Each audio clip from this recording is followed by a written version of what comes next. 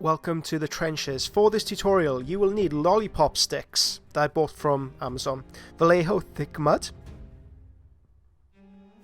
barbed wire by Edard Accessories, dried basil, and some Woodland Scenics field grass light green. So begin the process by putting our bases in front of us. Take our lollipop sticks and we cut them up. So I bought these from Amazon. I bought the cheapest ones I could because I wasn't sure exactly what size they'd be. I wasn't sure the density, the thickness. I didn't want to throw a load of money at something that wouldn't really work either. The last thing I wanted to do is spend a lot of money. Alternatively, you could just buy a load of ice cream cones, a load of lollipops. If you have kids, relatives, family, if you're a glutton, pick out, enjoy, keep the wood, and you can use them for some wonderful grim dark basing. I attached them very, very roughly with super glue onto the base themselves. I'm not really going in with any plan right now. This is the kind of like working sketch. This is the very first time I did the basing. So I'm just experimenting. I'm learning with you guys as well. Thankfully it turned out nicely. That's why you're seeing the video and I haven't just binned this. I decided I wanted to go with a freestanding version of it as well. I wanted to hint at a greater density of trench work behind the miniature without actually coming up above the miniature's head. I just wanted to suggest things rather than actually build them. I guess if you wanted to do a much larger base, you can slot the bases in and you can actually create a trench board around. But this isn't the project for that. I'm not going to be building a base. I'm not going to be building a board around these miniatures.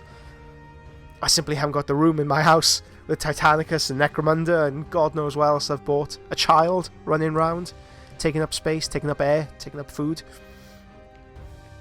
Okay, applying some of the offshoots to the base. Again, all with super glue. Added in an ad hoc fashion. I want it to look like the trench work has been recently bombed into oblivion. So there's shards, there's debris, detritus, littering, everything on the base.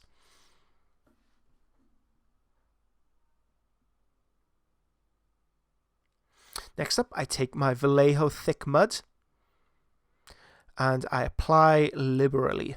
Just slosh it onto the basing.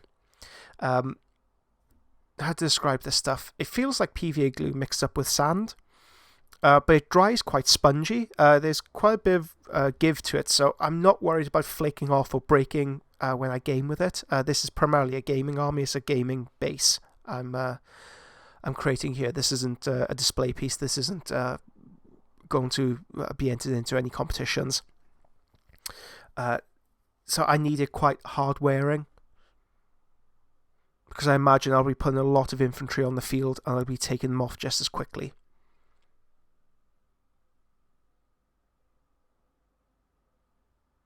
This stuff is rather forgiving.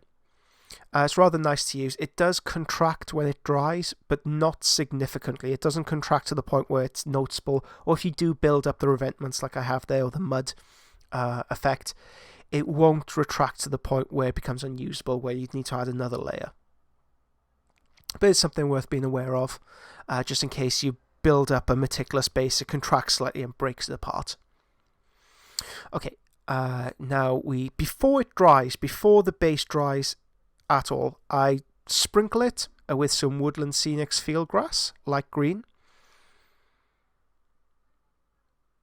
I do want to make it seem like the earth has been dug up, so there will be... I mean, most of my references come from World War II images, and most of those are in black and white, so I do have difficulty envisioning the battlefield, especially all churned up with mud. If you're looking for a visual reference, I cannot recommend the movie 1917 by Sam Mendes enough. Beautiful, just a beautiful film to watch. The colour scripting on the movie is tremendous, and that is something I'll be incorporating into my work moving forward.